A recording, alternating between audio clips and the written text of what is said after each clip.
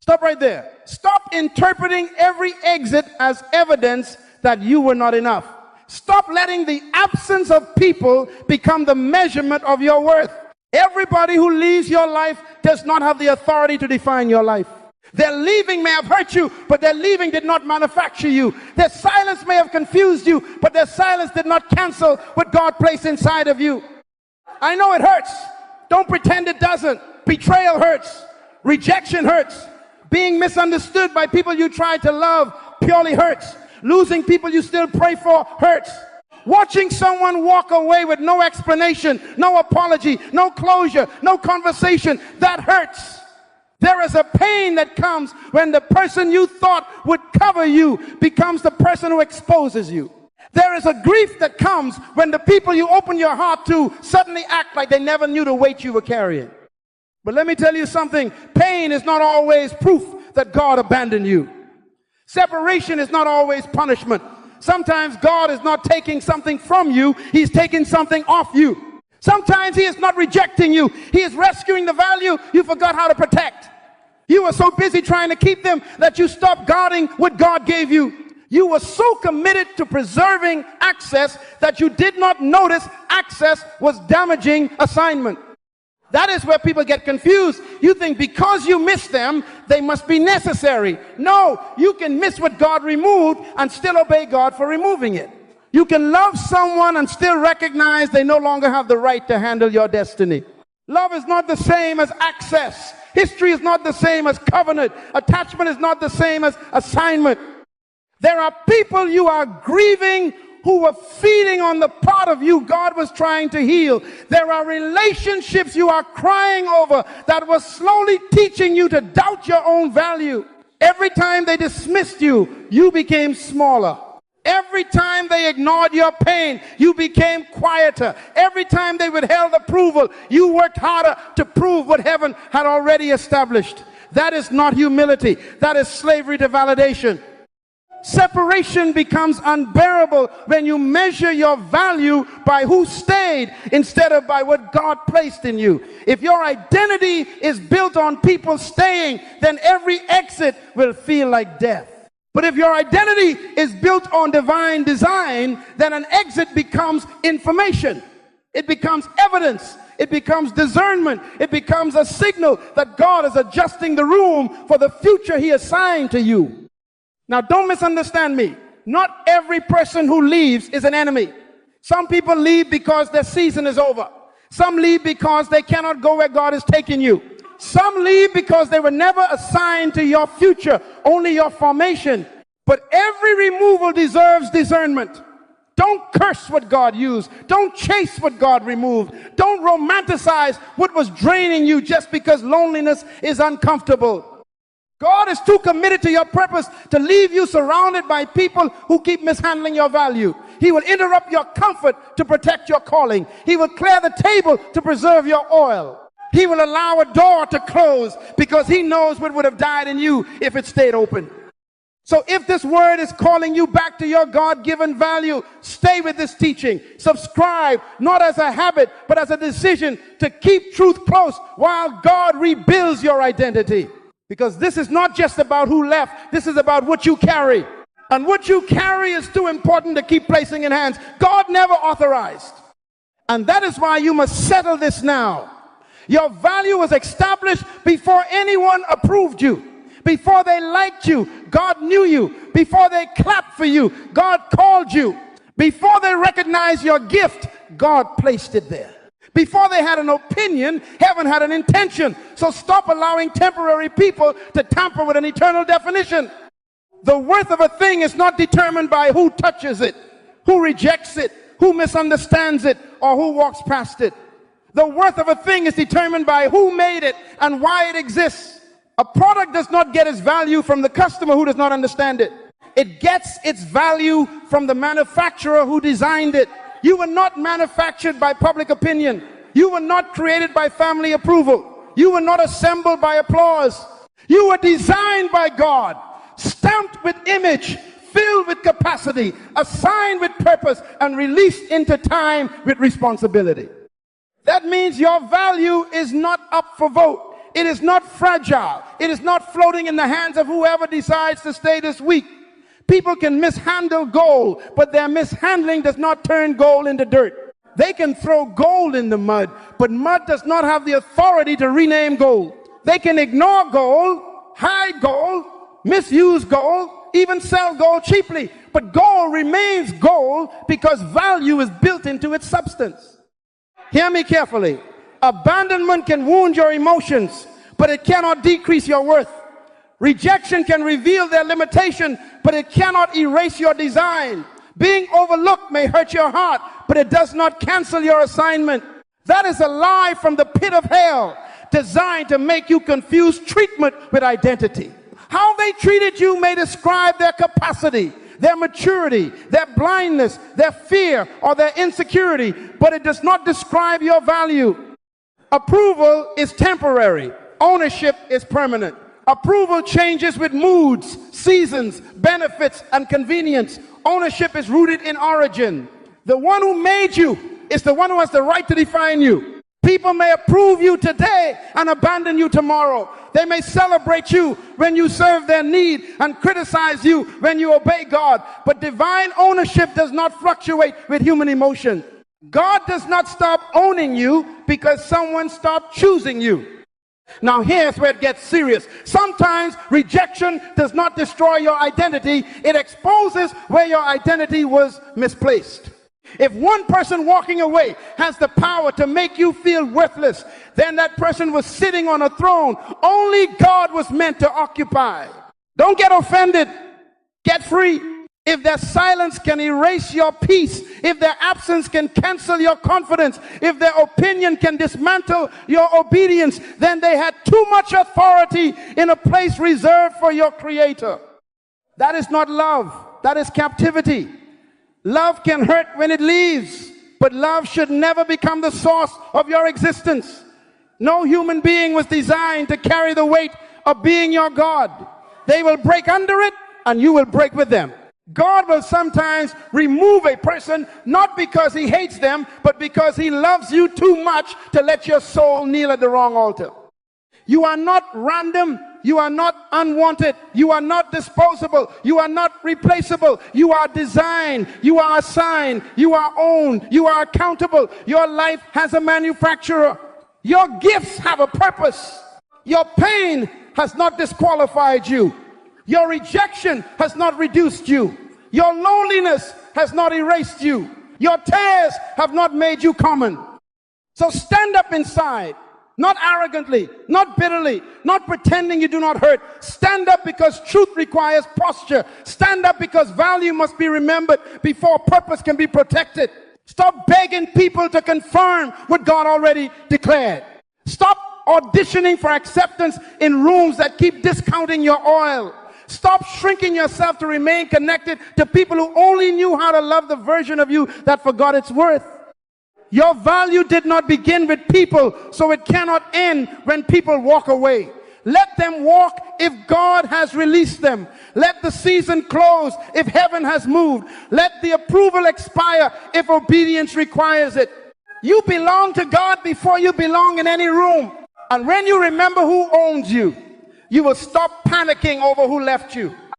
Now that you remember your value, you must learn how to manage access. Because value without stewardship becomes vulnerability. A treasure in the wrong hands does not stop being treasure, but it can be damaged, delayed, misused, and mishandled. You cannot keep praying for purpose and keep giving everybody unrestricted access to your peace, your decisions, your time, your emotions, and your obedience. Stop right there. I know what you're thinking. You think boundaries mean you don't love people. No, that is immaturity talking. Love and access are not the same thing. You can love someone and not let them shape your decisions. You can forgive someone and not let them hold the pen over your future. You can pray for someone and not give them a chair in the room where God has given you instruction. Love is a command. Access is a privilege. This is where many people lose their assignment. They confuse an open heart with an open door. They think because they are kind, they must be available. They think because they are spiritual, they must tolerate confusion. They think because they are forgiving, they must keep returning to environments that drain their peace and weaken their obedience. That is not spirituality. That is poor stewardship. Your assignment needs protection. Your peace needs protection. Your discernment needs protection. Your obedience needs protection. God does not remove people because you are heartless. He removes access because your assignment requires protection. Some people are not evil, but they are expensive. They cost too much peace. They cost too much focus. They cost too much clarity. They keep pulling you into conversations that produce nothing, emotions that heal nothing, and cycles that obey nothing. There is a difference between counsel and commentary. Learn it quickly. Counsel sharpens purpose. Commentary feeds confusion. Counsel comes from wisdom. Commentary comes from opinion. Counsel helps you obey God with greater clarity. Commentary makes you second guess what God already told you. Counsel asks, what is God building in you? Commentary asks, what will people think about you? Counsel strengthens your spine. Commentary weakens your knees. Everybody who talks to you is not qualified to counsel you. Everybody with an opinion is not carrying wisdom. Everybody who knows your past is not authorized to speak into your future. Some people only know the version of you they can explain, control, and predict. So when God starts raising you, their commentary will sound like concern, but underneath it is fear. Fear that you will grow. Fear that you will leave the box they built for you. Fear that you will stop needing their approval. Wrong access will make you apologize for your assignment. Wrong access will make you shrink your standards so insecure people can feel comfortable. Wrong access will make you call dysfunction loyalty. Wrong access will make you stay in conversations where your spirit is bleeding just because you don't want to be called difficult. Hear me carefully. Peace is not weakness. Standards are not arrogance. Boundaries are not betrayal. Boundaries are sacred stewardship. They are not walls against love. They are gates around purpose. A gate does not mean nobody can enter. A gate means entry must be governed. You don't put a gate around something worthless. You put a gate around something valuable. So when God teaches you to say no, He is not making you cold. He is making you responsible. When God teaches you to step back, He is not making you bitter. He is making you discerning. Protect your peace like it is the environment where purpose matures, because it is. Seeds do not grow in chaos. Vision does not mature in constant drama. Obedience does not become strong in atmospheres of manipulation, accusation, and emotional noise. If the environment keeps poisoning your confidence, confusing your direction, and exhausting your spirit, stop calling it love. Love does not require you to abandon your assignment to prove your loyalty. Even Jesus managed access. The crowds heard him. The disciples walked with him. But only a few entered certain moments. Everybody did not go up the mountain. Everybody did not enter the room. Everybody did not hear every conversation. If Jesus, with perfect love and perfect purity, did not give equal access to everybody, why do you think you must? Selective access is not pride, it is wisdom. Jesus loved the crowd, but He did not build His life around the crowd. He served many, walked with some, and revealed certain things to few. That is not rejection, that is order. You can be loving and ordered at the same time. You can be generous and guarded at the same time. You can be compassionate and discerning at the same time. Some of you are tired because you have been giving inner circle access to outer court people. You have been explaining sacred instructions to people who only understand public performance. You have been sharing your blueprint with people who have no intention to build. Then you wonder why you feel confused, delayed, and discouraged. Stop handing divine instructions to people addicted to commentary. God is adjusting access because He is protecting assignment. Let Him close the door. Let Him expose the motive. Let Him quiet the voice. Let Him separate you from the drain. Let Him teach you the discipline of guarded peace. You are not being cruel. You are becoming responsible. You are not becoming heartless. You are becoming whole. And when you finally understand this, you will stop apologizing for the boundaries that obedience requires. You will stop negotiating with people who keep mishandling your oil. You will stop letting guilt reopen doors that God shut with mercy. Guard what God gave you. Protect the room where your purpose is growing, because not everyone who loves your presence can handle your assignment. Now here is where discernment becomes painful. Some people love the version of you that needed them. They love the version of you that was unsure, apologetic, available, overextended, and easy to direct. They love the version of you that asked permission before obeying God. They love the version of you that second-guessed every conviction until they confirmed it. But when God began restoring your value, the relationship started shaking, not because you became wrong, but because you became whole. Stop right there. I know what you're thinking. You're thinking, are you saying they never loved me? No, that is not what I'm saying. I am saying I want to lead discernment deep enough to know the difference between someone loving you and someone loving your dependency. There are people who sincerely enjoyed your presence, but only as long as your presence served their comfort. They could handle your tears, but not your clarity. They could handle your weakness, but not your strength. They could handle you needing advice, but not you hearing God for yourself. That is why growth creates tension. When you begin to stand up, people who are comfortable with you crawling may accuse you of acting proud. When you begin to say no, people who benefited from your yes will call you selfish. When you begin to guard your peace, people who fed on your availability will say you changed, and they are right. You did change. You were supposed to change. Healing is change. Maturity is change. Obedience is change. The tragedy is not that you changed. The tragedy is that they only had affection for the version of you that abandoned yourself. Attachment is not always covenant. History is not always destiny. Familiarity is not always alignment. Just because someone has been around you for years does not mean they are assigned to where God is taking you next. Time can create memories, but time does not automatically create purpose. Some people have history with your pain, but no capacity for your promise.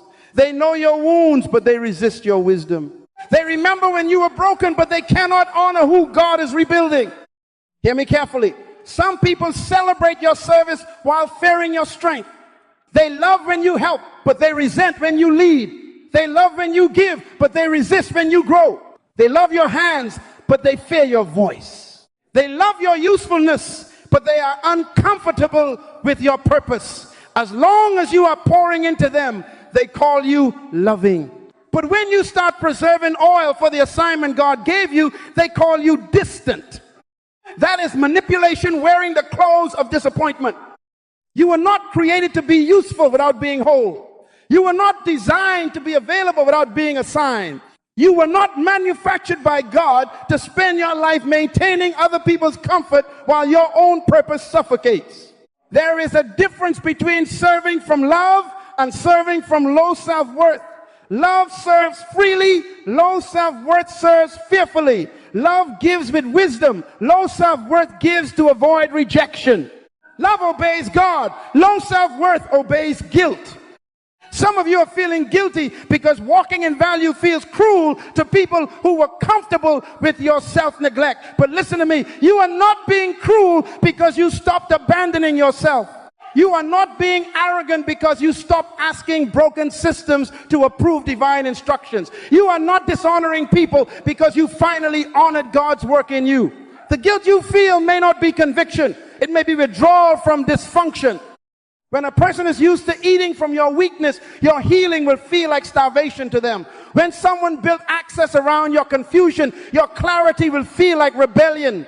When someone depended on your insecurity, your confidence will feel like betrayal. But sometimes what they call betrayal is simply your obedience violating a hidden contract you never knew you signed. That is what God will expose. The hidden contract, the silent agreement, the unspoken arrangement that said, we will love you as long as you stay small. We will include you as long as you stay needy. We will celebrate you as long as you never outgrow the role we assigned to you. Then the moment you obey God, the contract is broken. The smile changes. The tone changes. The support changes. The relationship reveals what it was built on. Don't curse the revelation. Receive it. Betrayal hurts, but betrayal can also be information. It can reveal motives that affection kept hidden. It can uncover jealousy that history disguised. It can expose control that closeness baptized as care. God will sometimes allow a relationship to crack so you can finally see the foundation it was standing on. When God restores your value, some relationships lose the version of you they knew how to control. Let them lose that version. That version was tired. That version was afraid. That version was bleeding quietly while smiling publicly. That version kept peace by sacrificing purpose. That version called bondage, loyalty, and called exhaustion, love. God did not heal you so you could return to the cage with better language. So stop shrinking to make people comfortable. Stop apologizing for becoming clear. Stop explaining your healing to people committed to misunderstanding it. Walk with humility, but do not walk backward. Love people, but do not resurrect the version of you God delivered. If they can only stay connected to your weakness, then separation may be mercy. If they can only love you when you are dependent, then distance may be protection. Let God show you who can handle your wholeness, because the next level of your assignment cannot be carried by the old version of your relationships. And that is why you must stop calling every cut rejection. Some cuts are not attacks. Some cuts are operations. Some removals are not abandonment. Some removals are anesthesia wearing the face of loss. God is not always taking people away because you are being punished. Sometimes He is removing what has infected your future before the infection reaches your destiny. Stop right there. I know what your emotions are saying. Your emotions are saying, if this was God, why does it hurt so badly? But pain is not always proof that something is wrong. A surgeon cuts to heal. A gardener prunes to produce. A father disciplines to mature.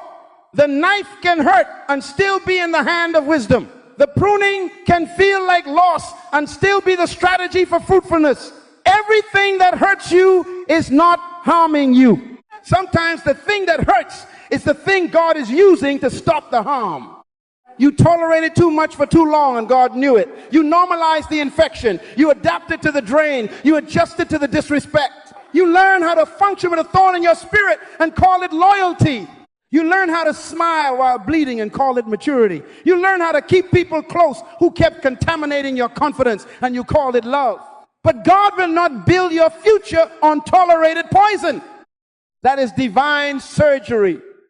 Surgery does not ask the infected place how it feels. Surgery does not negotiate with disease. Surgery does not preserve what is killing the body just because the body got used to it. When something becomes dangerous to your assignment, God will cut with mercy. He will remove with precision. He will separate with intention. You may cry over the incision, but heaven is looking at the infection. And pruning works the same way. The branch does not understand the blade. The branch only feels reduction. It only sees less leaves, less weight, less appearance, less immediate beauty. But the gardener sees what the branch cannot see. He sees fruit that cannot come while dead weight remains. He sees growth being stolen by what looks alive but is no longer productive. He sees energy going into what will never multiply. So he cuts, not because he hates the branch, but because he loves the fruit. Some of you are grieving what God pruned. You are weeping over what was consuming the sap of your spirit. You are asking God to restore what He removed because you missed the leaves, but God is protecting the fruit. You want shade from a relationship that was stealing harvest from your life. You want comfort from a connection that was blocking capacity. You want the familiar back, but God is saying, I cut it because I saw what it would cost you later. Hear me carefully. God may remove people before their jealousy matures, before their unbelief contaminates you, before their insecurity manipulates you, before their access becomes destruction, before their private resentment becomes public sabotage. You were judging the relationship by the last conversation, but God was judging it by the future consequence. You saw a disagreement. God saw derailment. You saw distance. God saw deliverance. You saw loss. God saw protection. That is why you must stop demanding that God explain every closed door before you trust Him. You do not have to understand the whole operation while you're still on the table. You do not have to see every toxin he is removing. You do not have to demonize everyone who left.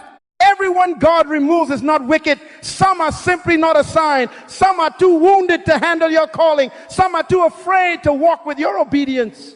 Some were useful in one season and dangerous in the next. Do not turn every separation into hatred, but do not turn every memory into permission.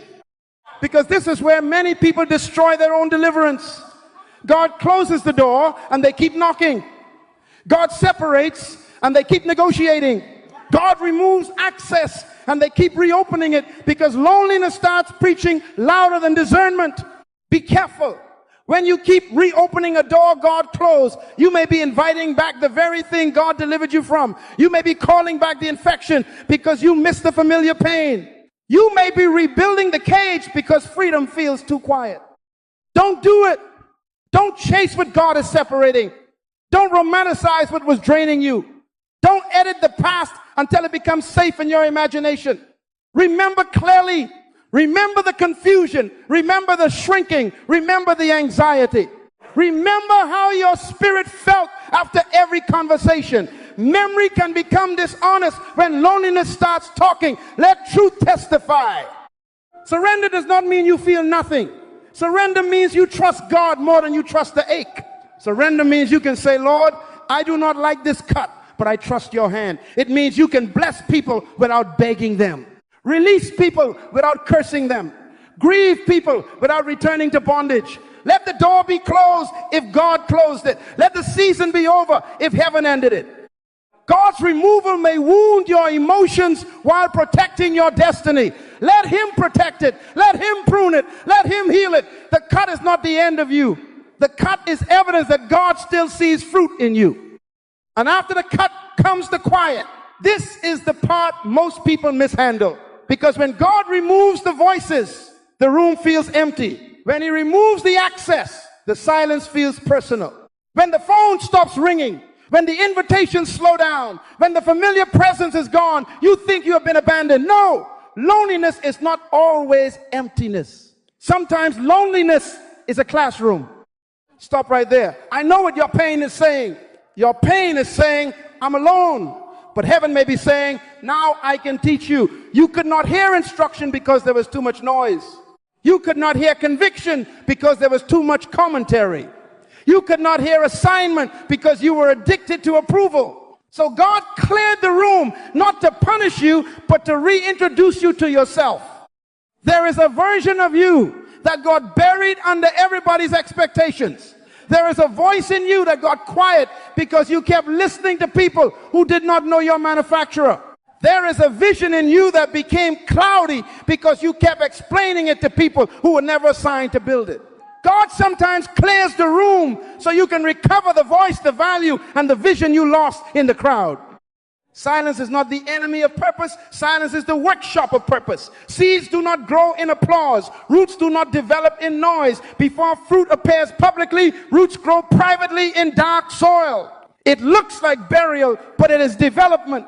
It looks like nothing is happening, but everything essential is happening beneath the surface. The fruit gets attention, but the root carries the weight. If the root is weak, the fruit becomes dangerous.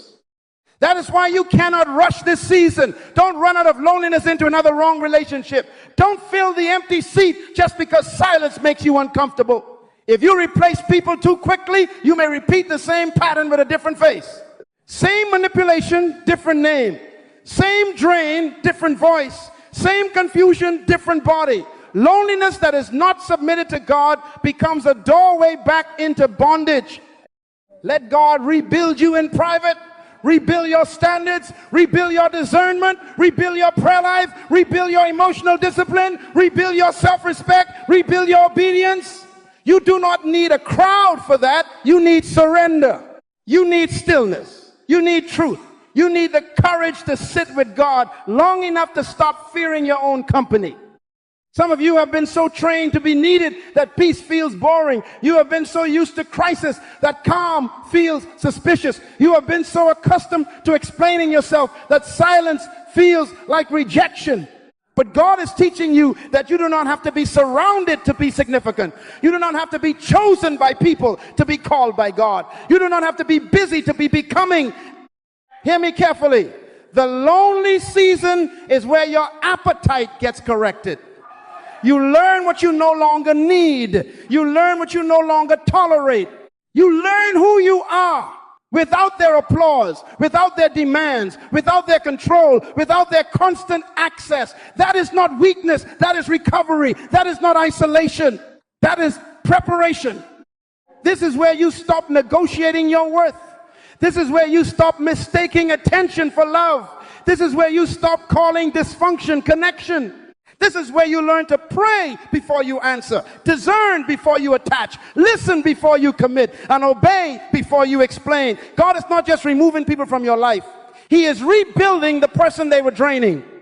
So do not despise the quiet. Study in it, pray in it, heal in it, build in it. Let your roots go down when nobody claps. Let your convictions get strong when nobody sees.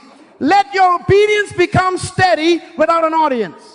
Because when God brings you back into rooms, you must not return needy, you must return rooted. And if you believe that, make it your declaration. Say it until your spirit agrees with heaven. My value is from God, and my access will match my assignment. Not my wound, not my loneliness, not my fear, my assignment. Because the next people who enter your life must meet the standard of what God is building, not the insecurity of what you are missing. Now, after you declare it, you must govern it. Revelation without responsibility becomes another emotional experience. God can show you your value, but you must stop handing it to people who dishonor it. God can restore your peace, but you must stop giving unlimited access to people who keep disturbing it. God can remind you of your assignment, but you must stop allowing unqualified voices to sit in the control room of your destiny. Stop right there. I know what some of you are thinking. You are thinking, but I do not want to hurt anybody. Listen to me carefully. Boundaries are not proof that you want to hurt people. Boundaries are proof that you finally stopped hurting yourself. Boundaries are not walls against love. They are gates that protect purpose. A wall says nobody can enter. A gate says access must be governed. A gate does not hate people outside of it. A gate honors what is inside of it. What you protect reveals what you believe is valuable. If you protect your money, you believe it has value. If you protect your home, you believe it has value. If you protect your body, you believe it has value. Then why do you keep leaving your peace unguarded? Why do you leave your emotions unlocked? Why do you let everybody walk into your decisions, your dreams, your prayer life, your time, your confidence, and your calling? You cannot say you remember your value and still live with no gate. Boundaries are obedience in action. They are not just something you say. They are something you practice. They are how your daily life agrees with what God has revealed. If God says your assignment matters, then your time must reflect it. If God says your peace matters, then your relationships must reflect it. If God says your future matters, then your decisions must reflect it. Stop calling something spiritual if it has no structure. Even the garden had boundaries. Even the temple had courts. Even Jesus withdrew from crowds. Order is not the enemy of love. Order protects love from becoming chaos. You need emotional boundaries. Everybody does not get to pull your heart into their storm. Everybody does not get to throw their anger into your spirit and call it honesty. Everybody does not get to use your compassion as a dumping ground for their disorder. You can care without carrying. You can listen without absorbing. You can be kind without becoming a slave to someone else's instability. You need time boundaries. Time is not just a schedule. Time is life in measurable form. When people waste your time, they are touching your life.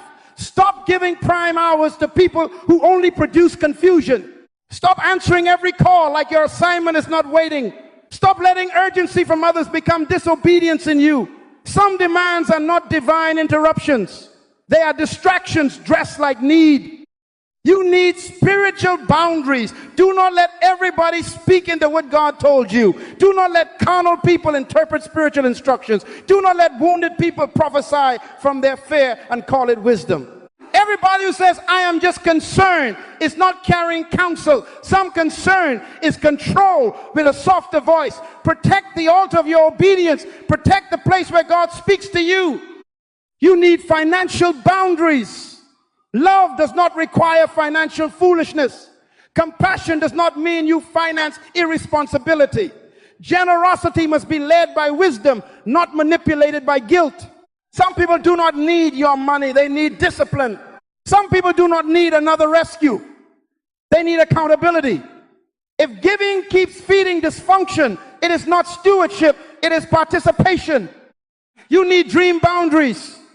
Stop showing your blueprint to people who have never built anything. Stop sharing early vision with people addicted to criticism. A dream is like a seed. If you expose it too soon, the wrong climate can kill what was supposed to grow. Share your dream with builders, not drainers. Share it with people who understand construction, not people who only know commentary. And you need decision-making boundaries. Everybody does not get a vote. Everybody does not get a seat. Everybody does not get the power to delay your obedience. Respect people, but do not enthrone them. Listen with humility, but obey with conviction. If God gave you the instruction, stop requiring human permission to obey it. Now here is where it gets uncomfortable. The people who benefited from your lack of boundaries may call your healing distance. They may call your peace coldness. They may call your confidence pride. They may call your obedience rebellion. They may say you changed. Yes, you changed. You are supposed to change when truth enters your life. You are supposed to change when God restores your value. You are supposed to change when your assignment becomes more important than their approval. Peace is better than popularity. Write that in your spirit. Peace is better than popularity. Being liked by people who require your compromise is too expensive. Applause that costs you obedience is not favor. Inclusion that costs you peace is not love. A seat that requires you to shrink is not honor. Stop paying for acceptance with pieces of yourself. God is trying to heal. But hear me clearly. Boundaries require character. Do not use distance as revenge. Do not use silence as punishment. Do not use access as a weapon to make people feel the pain they caused you. That is not stewardship. That is immaturity wearing spiritual language. Boundaries are not for revenge. Boundaries are for alignment. You forgive with a clean heart, but you govern with a wise spirit. You release bitterness, but you do not release discernment. You bless people, but you do not hand them the keys again unless God gives instruction. This is practical obedience. Not just praying, not just crying, not just declaring, obeying, saying no when guilt wants you to say yes, staying quiet when your flesh wants to explain, walking away when your insecurity wants to be chosen. Protecting the oil when all patterns demand access that is remembered value. So guard the gate, guard your peace, guard your time, guard your assignment, not because you hate people, but because you honor God. Not because you are better than anybody, but because what God placed in you deserves stewardship. The next season of your life will require a more disciplined version of you, a clearer version of you, a governed version of you. And when your access matches your assignment, your life will stop bleeding in places God called you to build. Now hear me carefully. When God removes your name from a table, do not call rejection what heaven calls redirection. Stop begging for a seat in a room God already delivered you from. Stop knocking on doors that only opened when you were willing to abandon your assignment. Stop asking people to explain why they left when their absence has already explained their alignment. I know what your heart wants. Your heart wants a conversation. Your heart wants an apology. Your heart wants them to understand how deeply they wounded you. But closure is not always a conversation. Sometimes closure is obedience without applause. Sometimes closure is walking away with unanswered questions because God has already given you enough truth to move forward. Stop rehearsing the betrayal. Stop replaying the words. Stop negotiating with rejection like it has authority over your future. Rejection is not your manufacturer. Betrayal is not your profit. Absence is not your identity. If they could leave your life and make you forget who God called you to be, then they had too much power in the first place. Do not shrink to re-enter rooms God expanded you out of. Do not become small again just to be accepted again. Do not trade your peace for proximity. Some doors close because God knows you would keep compromising to stay inside. Some invitations end because heaven is protecting you from returning to a version of yourself that survived people but disobeyed purpose. Walking away is not weakness when staying would betray your assignment. Dignity is spiritual discipline. It takes discipline to leave quietly. It takes discipline to bless people without begging them. It takes discipline to stop explaining yourself to people committed to misunderstanding you. It takes discipline to let God defend what your emotions want to argue. And do not misunderstand me. This is not bitterness. This is stewardship. Bitterness says, I hope they suffer. Stewardship says, I will not suffer the same cycle again. Bitterness wants revenge. Stewardship wants order. Bitterness keeps looking backward. Stewardship turns its face toward assignment. You can forgive fully and still move forward wisely. God is not trying to leave you empty. He is trying to get you aligned. The issue is not having many people. The issue is having the right people in the right place for the right season. Wrong access multiplies confusion. Right alignment multiplies peace. Wrong people drain vision. Right people strengthen obedience. Wrong tables require performance. Right tables recognize purpose. So stop mourning every table that no longer has your name on it. Some tables were feeding your insecurity. Some rooms were rewarding your silence. Some relationships were applauding your dysfunction because your dysfunction made them comfortable. God removed your name because he is preparing a place where your obedience does not have to apologize for existing. Separation is not the end of love. It is the beginning of ordered access. It is not the end of life. It is the beginning of governed purpose. It is not the end of destiny. It is the clearing of space so destiny can breathe without constantly explaining itself. You are not being buried, you are being redirected. You are not being erased, you are being repositioned. So walk forward, not loudly, not bitterly, not dramatically. Walk forward with clean hands and a guarded heart. Walk forward without begging, without shrinking, without rehearsing, without returning. Let your obedience become your closure. Let your peace become your answer. Let your fruit become your testimony. Because when heaven redirects you, you do not need to chase what walked away. You need to steward what remains. You need to honor what God is building. You need to stop calling closed doors rejection when they may be the mercy that kept you from losing yourself again. And now your fruit will speak. Not your argument, not your explanation, not your pain. Your fruit. There is a season when you want to defend yourself, but there is another season when God says, be still and grow, because what God is producing in you will explain what he removed from around you. Your value came from God before people approved you. Your access must match your assignment. Removal can be protection. Loneliness can be preparation. Boundaries are stewardship. This is not emotional language. This is kingdom order. When you remember what God placed in you, you stop letting everything around you touch it. Do not become bitter. Do not become hard. Do not become careless. Become clear. Bitterness will keep you tied to what hurt you. Hardness will make you punish people who never wounded you. Carelessness will open the same door under a different name. But clarity says, I forgive, but I govern. I love, but I discern. I move forward, but I do not abandon wisdom. One day your peace will explain the separation. One day your maturity will explain the silence. One day your discipline will explain why you had to leave certain rooms. One day your obedience will prove that absence was not destruction. It was space. The people God removed may have hurt your heart, but their absence may be the space where your destiny finally breathes. So here is your challenge. This week, identify one place where you have been giving access to someone who dishonors what God is building in you. Not with revenge, not with drama, not with pride. Respond with wisdom. Adjust the gate. Correct the pattern. Protect the oil. Stop giving sacred access to casual hands.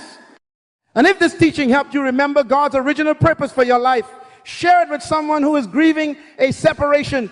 Subscribe for more truth that calls you back into identity. And comment the truth you are choosing to live out. Say this and mean it. I will not chase what God removed. I will protect what God placed in me.